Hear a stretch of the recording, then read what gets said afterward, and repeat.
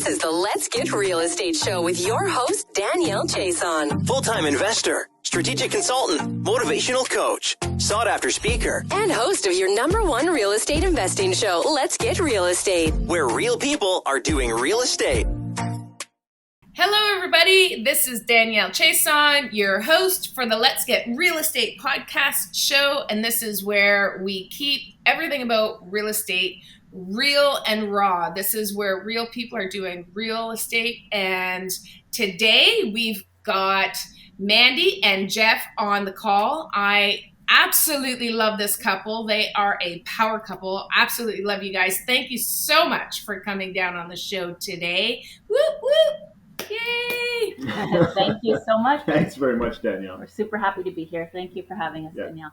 Yeah, I'm excited to talk to you guys today because you guys bring to the table something that's a little bit unique because you guys do real estate in a micro market. And, micro market, I don't even know. When we say micro market, I think it's a, you know how they have tiny homes? Well, we could call this a tiny market, maybe?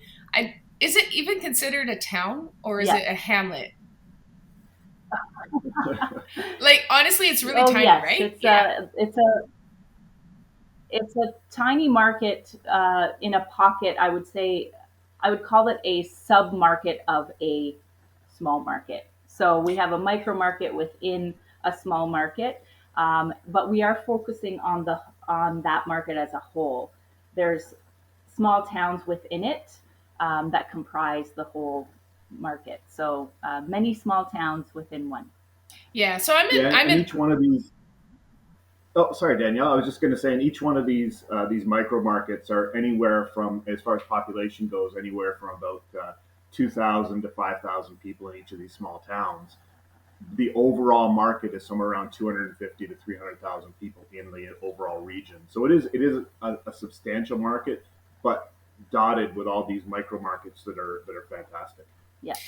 Well, and they come with, investing in smaller areas like that, they do come with their challenges. And so you did share with me, Mandy, that, just a little bit of background actually before we kind of go into dive in deeper, just so that the audience and the listeners can get an idea of who you guys are.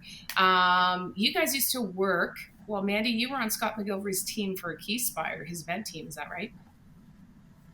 That's right. Yeah, I worked on that team for 8 years. Initially, it was quite casual. I kind of fell into the role as a side hustle because I have a background in sales and event management. And it gradually snowballed into a full-blown job. I left everything else by the wayside and focused on managing that team for another 6 years. It was fantastic. But also limiting in some ways from my personal mindset. I was so focused on the job. So yes, I worked under Scott McGilvery, but fell into the whole real estate game quite accidentally. I didn't go into it wanting to necessarily do that or invest in that. I knew I was a great salesperson and event person and focused on the job. It took a while, but I eventually got there and believed that I could do it myself. And which brings us to where we are today. And if you want to share a little bit about yourself, Geoff, just so that the audience can, I know Geoff, just like the guy, the quiet one, right? But we want to know who you are too, Geoff. So I basically fell into this whole thing. So I went through a divorce about 15 years ago, and that was obviously before Mandy and I got together.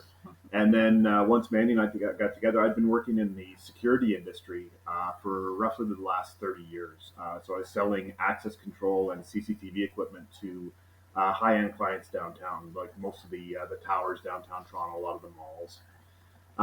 And so I had that background in sales and construction. Obviously, in those big projects, it's a lot of construction management and project management, all that sort of stuff. So I was always sort of on the fringe of construction, but never really in it. And then, like I said, so Mandy and I got together, and I was still working in that industry. And then through all COVID and a bunch of other changes, I ended up leaving the security industry and actually joining Keyspire as well. I roped him in. I brought him into the fold of Keyspire. And once he was there, really, it helped both our mindsets, really, because I knew I wanted to take the next step and invest myself. I had my team around me who were all moving and shaking, doing amazing things in real estate, but I still had this limiting mindset that somehow it wasn't for me and that I couldn't do it. So when we both were involved and both active in that space in terms of sales and being surrounded by it, it it gave us the kick we needed and the confidence, I think, together to move forward, along with COVID, which gave us a big fat kick in the butt to get started because we lost our jobs. So we had started thinking about getting in the game. We went to what Keyspire holds as a summit, an investor summit, in January 2020, and within a week we locked down 2 properties, but 3 weeks later we lost our jobs. So it was like a celebration, but a bit of a shake and quite scary, not having that safety net. But we just looked each other in the eyes and said, we're going to do this, and we went for it. So we're now doing this full time. Yeah, that's just crazy to me. So what I'm hearing you say, like when you mention limiting beliefs, I think there's a lot of people that have these limiting beliefs, and until you're able to identify them, you're not able to really crush them, right?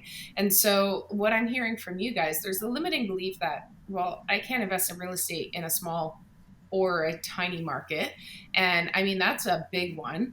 And then, of course, there's the mindset shift from being an employee and shifting your mindset to, being self-employed and being an investor, being a real estate investor, and shifting that. I think that's a huge step, especially for people who've been an employee for a long time, that they're like, this is what I do, this is what I'm good at, and this is where I'm going to focus, being a business owner, being an entrepreneur, it's not for me. I'm not built for that. And I think it's good for our audience to really challenge that. So, so kudos to you guys for 100%. stepping. Go ahead, Mandy. It was it was a fun ride. I mean, like stepping into this was scary at the beginning, but we really learned early on that the markets are really it really doesn't matter what market you're in as long as your numbers work. And that was something that Keyspire always preached, that it's the numbers, invest where the returns are best, all these catchphrases. So it was, I mean, we had that background to try and knock down those limiting beliefs about what all the markets what markets are available and how you can get into them. And so really, once we started, it was a matter of really looking at the numbers through and just really being sort of live by the numbers, die by the numbers sort of thing. And once we had the couple properties locked down that met the criteria that we'd been taught so well by Keyspire, it was really, I mean, that was the start. And then after that, things really get easier. Yeah, we realized it was really apples to apples. Yes, a bigger market, you're looking at bigger numbers. The take home looks attractive because it's an inflated number, but the actual percentages, your returns are actually quite similar. You're just doing them in perhaps a smaller bite-sized chunk. The other advantage of the small market is there's less red tape too, right? Like a larger market takes a long time for all those processes, for your permitting, for your zoning. It can take long in a small market because there's less people at the office, but there are a lot of advantages, and we naturally looked around where we lived first within an hour to 2 hours, which were all small markets. We live in the country, but once we ran those numbers, we came to realize they made sense. So we went with it, and we feel comfortable here. We like to invest in smaller towns that are growing. There's less competition, so there are quite a lot of advantages. But back to the limiting mindset, you're absolutely right. People get into these jobs, you get complacent, you get comfortable, I've always had a bit of an entrepreneurial mindset, but when you're working under Scott McGilvery, it's hard to say no. It's hard to walk away from that, you know? And then there were financial situations, a divorce, and you know, I had some businesses of my own prior to my life at Keyspire that you know didn't work out as planned and left me in a financial bind as well. And so that was part of the limiting mindset as well. There were a few things that kind of kept us back, but once we got over those humps, it's full steam ahead. So I love how you highlight that too, because not having, $100,000 or $200,000 to invest is also a limiting mindset. And there are creative strategies out there that maybe we'll keep for another day, but there are strategies out there that you don't need to have that cash in order to start investing in real estate. So yeah, so that's three really big limiting beliefs that was holding you guys back, and you guys crushed them. So I love that. But here's the thing. Once we wrapped our minds, sorry, Danielle, Nope. I think there's a delay. It's okay. Go ahead. I think there's a delay. Okay. So okay. just pick up where you were. Forget where I was. It's okay. Let's keep going. It's okay. So once we wrapped our heads around using other people's money, and that there were strategies beyond using our own money, that's really what the clincher was. And so once we got confident with that, there really wasn't anything that was going to stop us. So yeah, and look at you guys go. I mean, you guys got, what is it, an 8 building under contract right now? Or that you're not under contract, excuse me, that you're actually flipping right now. It's 8-unit building? Yeah. Yeah, so it's actually we bought it as a 4-unit residential plus 1 commercial, and we're converting it into 8 units residential, all on the same footprint. So this building had a lot of not wasted space, but underutilized space within the building, and some units that were way oversized for what they were. So we're basically cutting the building down into smaller pieces, and ending up with 8 units when we're finished. Yeah. So from 5 to 8 is what we're doing. Yeah, and that's, highest and best use of any property, right? I mean, through time, when it was built, that might have made sense, but now maybe it doesn't make sense. So that's one of the things as real estate investors, we look at properties and try to identify the highest and best use of that property and kind of think outside of the box and not just see what is, in front of us, right? Yep. So, but you guys 0 to 60, you went from like nothing, you did a flip, and that now, 4 + 1 into an 8. Wow. I mean, that's just an incredible success story right there. And all of that in about 18 months. And, that's just mind blowing, really. And validation to the listeners out there to say, hey, look, it is possible. You just got to pull the trigger and do it. Get the education, get the knowledge, and then start implementing. Scary, though, very scary, but you got to pull the trigger. And surround yourself with the best people as well. We've been very fortunate coming out of the Keyspire network that we had that network to rely on. We're members of masterminds. We attend other meetups and different groups to try and improve and get more education all the time. I mean, you can't just get it at the beginning and then forget about it. This is an ongoing thing. There's always new developments, new changes, new things happening in the industry. So it really is important to stay connected to all these different networks and make sure you're not just doing this by yourself. Yeah, support is crucial, and we're lucky to have it. So. Yeah, and I can attest to that because even though, I've been doing this for a while and I've, got a few under my belt and all of that, I'm still, and even though I'm actually coaching consulting too, I'm still on the learning side of things, and I always will be because real estate really is a monster, and there's just so much to learn. So, but I want to talk about the challenges going into a micro market. Like what, when you're going, you talked about some advantages. There's less competition. There's less red tape, perhaps. You can push things through, but there are some challenges to going into a micro market as well. So I'd like to hear about, a few challenges maybe that you've, encountered along the way and how you overcame those challenges. Yep, I would say for the first one would be you're not from there. So even though we do live a rural lifestyle, we do live in the country, we don't live in that town. These towns are so small, they know everybody. Everybody knows everybody. So when there's some new people in town, there can be a little bit of resistance. There's a lack of trust a little bit. They see it as people from down in the city coming to their small environment. So that can be a challenge. There's assumptions. There's a mindset that we're taking something that they have, right? So the first challenge is getting around that, and we just be real. We just be ourselves. We talk to them on their level. We take a human approach to every conversation, and try not to be the big city investor rolling in when your suit and your tie, and they do appreciate a more grounded approach. So that would be one. I would say, I mean, one of the big challenges we had at the beginning was trying to navigate the small town. Like we talked about, not as much red tape, but there is still bureaucracy in these small towns, especially in the planning departments and that sort of stuff. Yeah.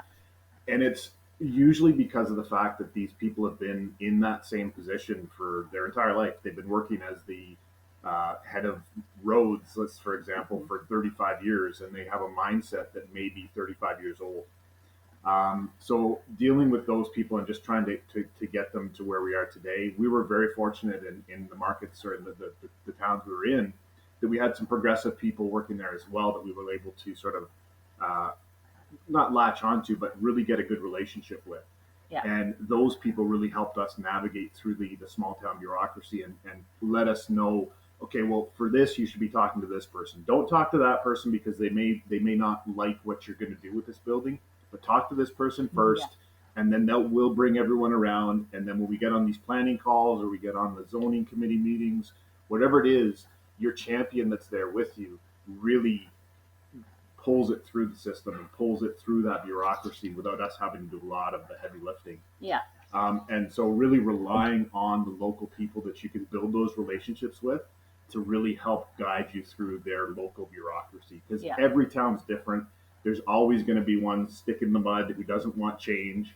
And using the local people to get you through that it's been really a really good success for us. Yeah, it goes a long way. Our first step was approaching the city and asking them what they wanted. So putting it in their court, asking them what they'd like to see, and moving ahead and implementing some of those things in the process and the manner that they want. So, show them that you're willing to cooperate in the beginning and do it their way in the beginning. So it brings the guards down a little bit, and low key approaches, inviting, like, it's a small town. The city hall, the offices are just down the street.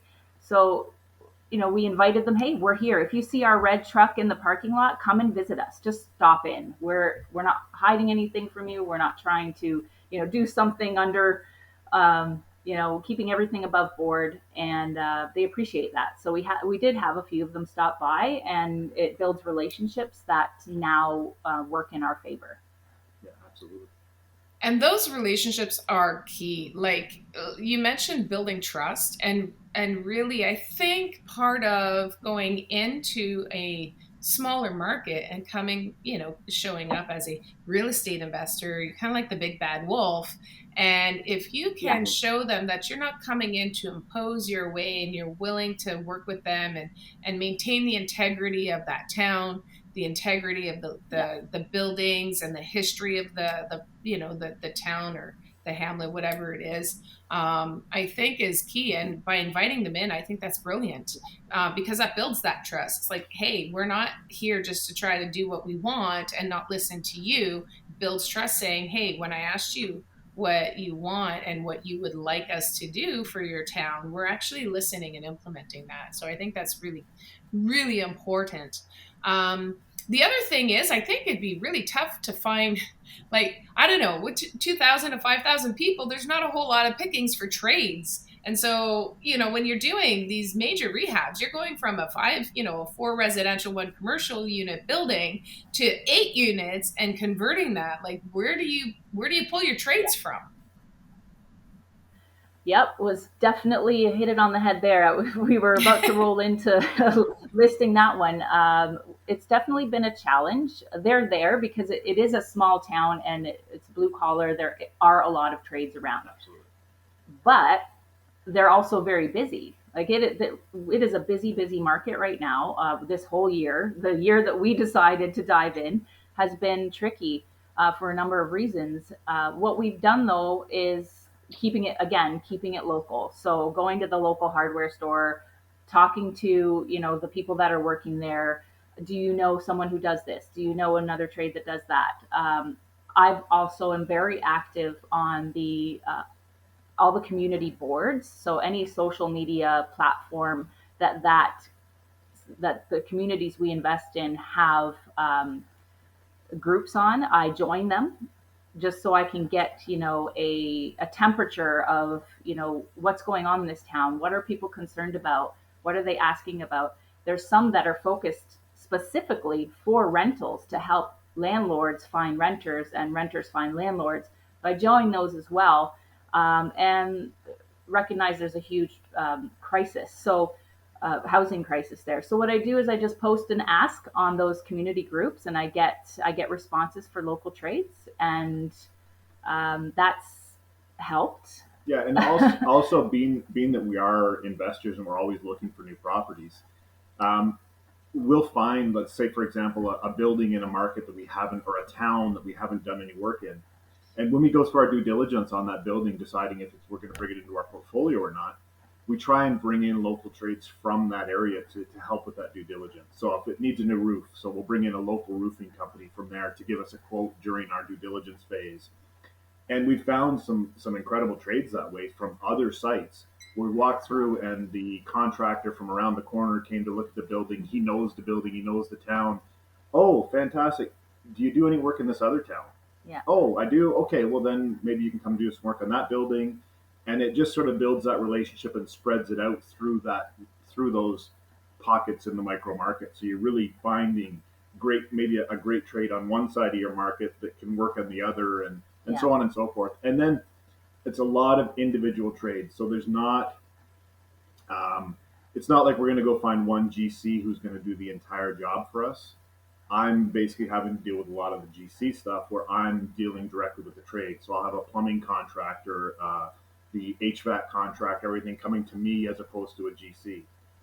It makes it a little more challenging, but we have those trades, and if you're willing to do that management and can do that management, it makes it really easy. Yeah. So again, to sum that up, it's a local approach. So we're just putting it out there. We're putting asks out to local trades, local salespeople in the hardware stores, community groups, and getting referrals that way. So we're very visible, and we're very approachable, and purposefully, and they respond to that. So that's been our solution so far.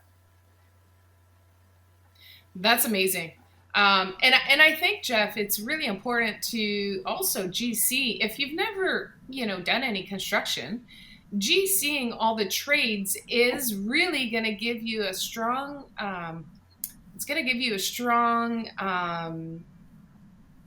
lesson and education in learning all of the different things that needs to be done during a project. And so, when I started doing my flips, I GC'd everything. And that's where I got my on-site training, essentially. And I have a rule of 3, like get a minimum of 3 quotes. 1, to make sure you're not getting price gouged. And 2, because every contractor that comes in has a different way of doing things. And so if you, close your mouth and open your ears and just ask a couple of questions, like what are the options and how would you, what do you suggest we do? And what other way could we deal with this? Then all of a sudden you're going to get some free education, essentially. and you'll be able to then make a good decision on how you want to move forward. And I just think it's brilliant. So kudos to you for doing that. It is tough though. If somebody wants to flip a house and they have a full-time job, it's not something I suggest doing, is GCing when you're working full-time. 100%. But yeah, but it's a great way to learn. It's a great way to learn the construction side. And we are so grateful. I mean, I know that COVID has been a global, nightmare for all of us and a lot of people. But at the same time, on the other end of it, it really was a blessing for us in terms of forcing us to focus on this. And it gave us the freedom and the time to get into it, to focus on it, and to learn. And I want to go back to your point about how, you learned, on your first flip, you were learning through the trades. That's exactly what we did. We talked about our multi-tenant, but the project before that was a farmhouse flip. It was completely deteriorated, kind of a hoarder situation house. And we did 95% of the work on that was just Geoff and I. And we did that purposefully for that exact reason, to learn the process from beginning to end and knowing every piece that goes into that puzzle of making this project, bringing the project to completion. It took us 8 months, but it was a fantastic project. Yeah, and it was done very purposefully that way so that we would get that education from that construction phase before we got into the larger multi-tenants. We always had the vision that we would be going to multi-tenant and going to larger buildings, but the flip was, like Mandy said, was all education. Was let's get in there, let's learn the processes, let's learn what it takes to do this. Let's figure out that the last 10 minutes of doing a job takes like 3 years when you're trying to get it finished. Yeah, all the finishes. All the finishes. So just getting to that point, and you build a lot of confidence coming out of that too, especially once you can look back and say, oh, we did that. We did it start to finish. We did a full interior, exterior gut of this house. It looked fantastic. It made us some money on the market. And now we can move on to these larger multi-tenants and having that knowledge of the process and what it takes to get this done.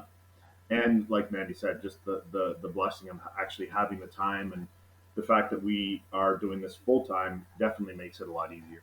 Yeah, that flip 1000% solidified that we want to do this and that we can do this, and gave us the confidence that we were good at it and can do it from beginning to end. So, which is gold. Like there's really nothing that we look at now that is completely overwhelming. A year ago, we would not have thought about 100-unit purpose build, and now that's kind of the next project that we're looking at. So we're completely different people than we were last year. Wow. On this journey. Going from 0 to 60 and then 60 to 240 on 100 flip, 100 units. That's crazy. Well, a couple of gold nuggets. Yeah, well, it'll happen. It's definitely going to happen. You know what? If you believe it and if you manifest it, it will happen. So put that out to the universe, and maybe one of our listeners is listening and saying, hey, I need a working partner. I've got the capital to put into a big unit, and it could be you. Okay, so, but wow, like you unpacked a lot there. I just want to take a quick minute and talk about your first flip. Okay, so yes, doing that by the way, again, going into micro markets, Mandy and Geoff crushed it on this first flip.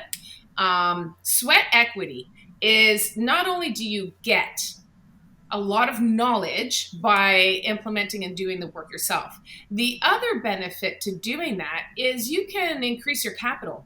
And so that way you can, if you need to, maybe retire from your job or take a leave from your current job, it'll give you some capital to invest into another project, into your next project, or give you some capital to maybe, take 6 months to really think about it.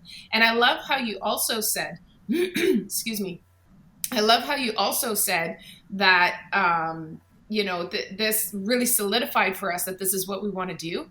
And for some people, it's going to solidify for them that this is what I don't want to do. So I just want to put that out there. because it's true. not for the weak hearted.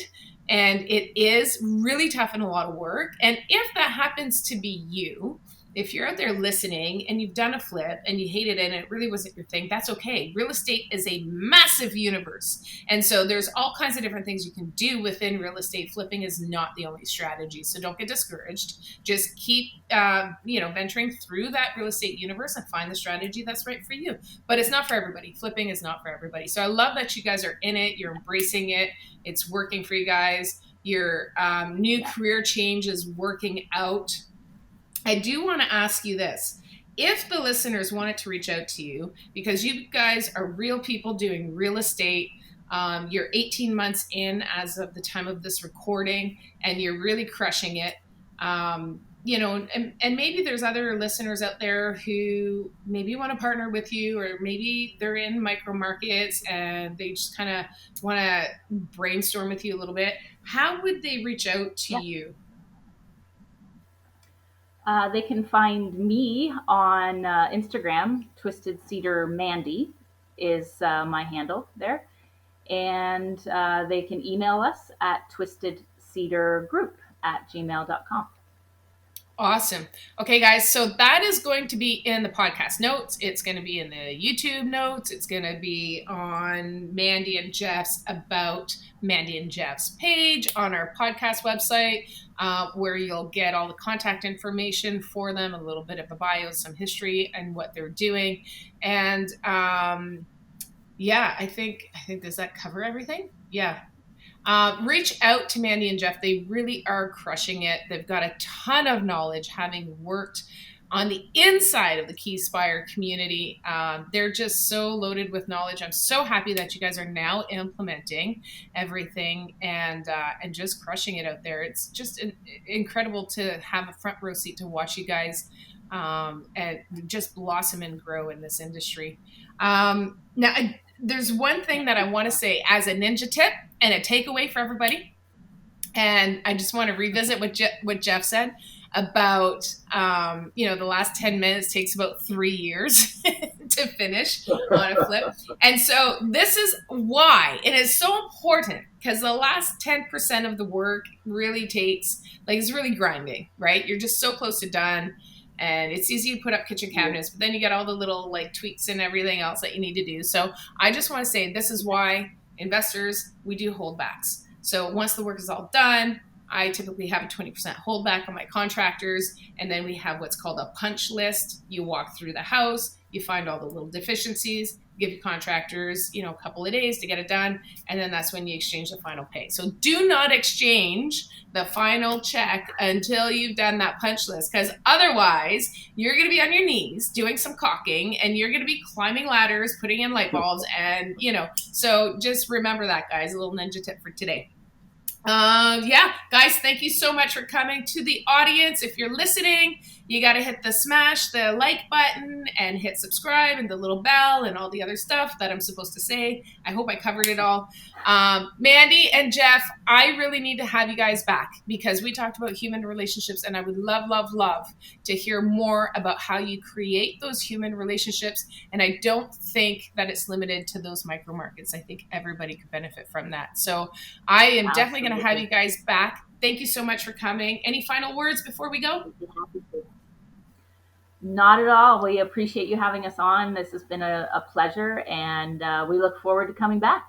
And we look forward to watching all your other podcasts, Danielle. Yeah. Thank you for your support. Now, you know what? Thank you for actually opening the door there. I just want to thank all my listeners as well for the support and for coming on and trusting me and my team and all of my guests in order to provide some value, because I know time is so limited for everybody, and just being able to share that time with me is really an honor. So thank you to you guys, and thank you to the listeners. Until next time, this is Danielle Chiasson for the Let's Get Real Estate podcast, where real people are doing real estate. Thanks again, everybody.